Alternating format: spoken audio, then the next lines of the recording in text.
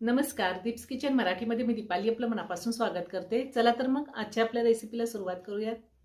आज मी तुम्हाला नारळी पौर्णिमा स्पेशल नारळाची खीर कशी करायची ते दाखवणार आहे। तर त्यासाठी आपल्याला काय साहित्य लागतं ते आपण पाहूया।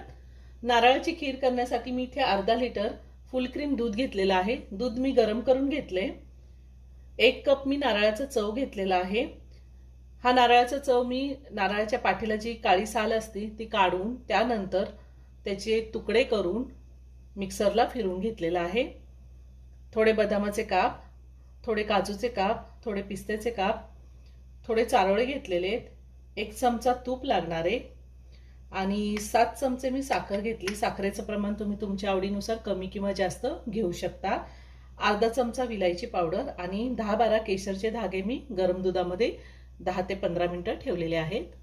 मी गॅसवरती कढई ठेवली, त्यामध्ये 1 चमचा साजूक तूप घालते। आता तुपावरती आपल्याला हा नारळाचा चव चांगला परतून घ्यायचा आहे। साधारण 2 मिनिटं मी हा नारळाचा चव तुपावरती चांगला परतून घेणार आहे। गॅसची फ्लेम मी मीडियमवर ठेवलेली आहे। 2 मिनिटं मी अगदी व्यवस्थित परतून घेणार आहे। 2 मिनिटं मी व्यवस्थित परतून घेतलेला आहे। आता आपल्याला ह्यामध्ये ड्रायफ्रुट्स घालायचे।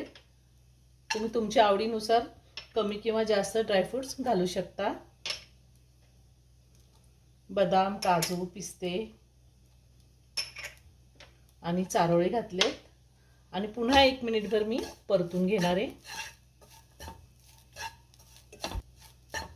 ड्रायफ्रुट्स घातल्यावर मी पुन्हा 1 मिनिटभर परतून घेतलेले। तुम्ही तुपावरती सुद्धा ड्रायफ्रुट्स आधी परतून घेऊ शकता। आता आपल्याला ह्यामध्ये दूध घालायचे।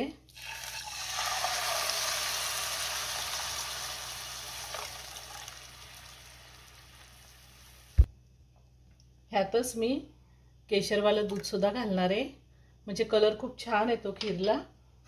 आता सगळं व्यवस्थित मिक्स करून घेऊया आणि लगेचच आपल्याला साखर घालायची। ही खीर करायला खूप सोपी आहे आणि टेस्टला 1 नंबर लागते। पुन्हा सगळं व्यवस्थित मिक्स करून घेऊया।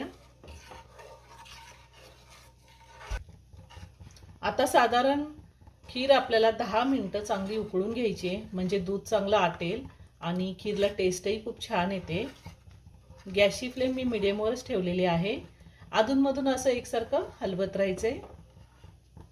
साधारण 10 मिनिटं झालेले आहे। खीर तयार झालेली। आता आपण विलायची पावडर घालूया।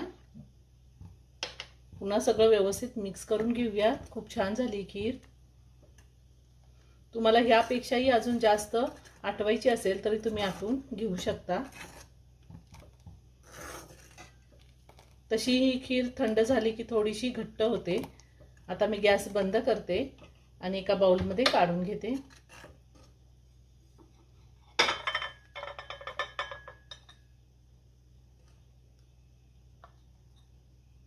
तयार झाली नारळाची खीर।